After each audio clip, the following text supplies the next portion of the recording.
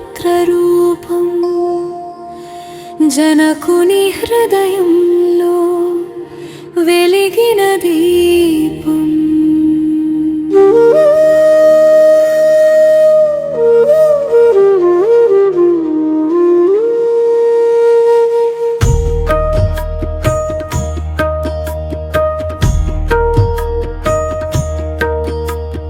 పొలం దున్నే వేళ జనక మహారాజు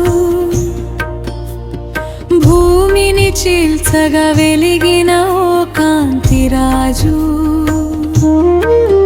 మట్టి గర్భంలో దాగిన ఓ మణిలాంటి పిల్ల,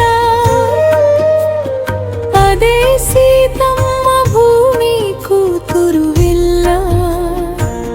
సీత పుట్టింది భూమి ఒడిలో నుంచి దివ్యమైన ఆశీర్వాదం లాగా. జనక గుండెల్లో పెరిగింది ప్రేమగా లక్ష్మి అవతారం లాగా. చిన్నప్పటి నుంచి సీత హృదయం పవిత్రం, మాటల్లో మాధుర్యం, చూపులో కరుణ. పుష్పాల నవ్వేది, చందమామలా మెరిసేది, ప్రజలందరికీ ప్రేమగా ఉండేది. అమ్మాయి కాదు ఆమెలో శక్తి ఉంది, దేవతలే ఆశ్చర్యపోయే గుణముంది. నిజాయితీ మార్గమామె అడుగుల్లో ఉంది, భూమాతలాంటి ఓ సహనం. ఒకరోజు మందిరంలో ఉన్న శివధనుస్సు ఎవరూ తాకలేని మహాబలశాలి వస్తు. చిన్న సీతమ్మ మాటలో నవ్వుతూ చిటికెన వేలితో కదిలించింది సులభంగా. శివధనసే అది ఎవరికి సాధ్యం కాదు, కానీ సీతకు అది అటగా మారింది.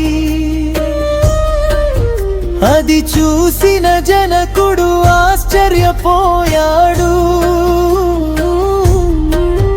ఆమె మహిమ ప్రపంచానికి తెలిసింది.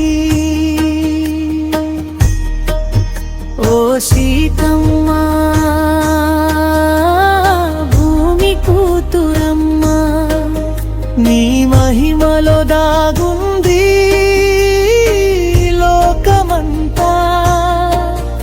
ఓ జనకనందిని దివ్య స్వరూపిణి, నీ జీవితం ఒక పవిత్ర గాథని.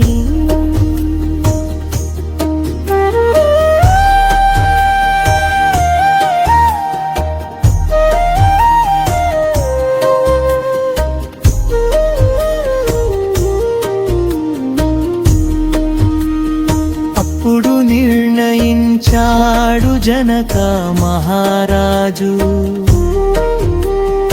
ఈ శివధనుసును ఎత్తిన వాడేవరు. రాజులు వచ్చారు, యోధులు ప్రయత్నించారు, కానీ ఆ ధనుస్సు కదలలేదు ఒక్క క్షణం కూడా. అది దేవుని నిర్ణయం, అది విధి రాసిన కథ. మహిమకు సరిపోయేవాడు రావాల్సిందే. అప్పుడు అడుగు పెట్టాడు ధర్మస్వరూపుడు, రామ వచ్చాడు శాంతంగా వినయంగా. శివధనుసుని విరిచిన వేళ భూమి కంపించింది, దివ్యనాదం వినిపించింది. సీత చూపుల్లో ప్రేమ మెరిసింది. అది విధి కలిపిన పవిత్ర బంధం. ఓ సీతమ్మా నీ గాథ మరగాథ, భూమి నుంచి ఆకాశం దాకా నీ మహిమా. ఓ రామ సఖీ నీ ప్రేమ పవిత్రం, నీ జీవితం మనకు మార్గదర్శకం.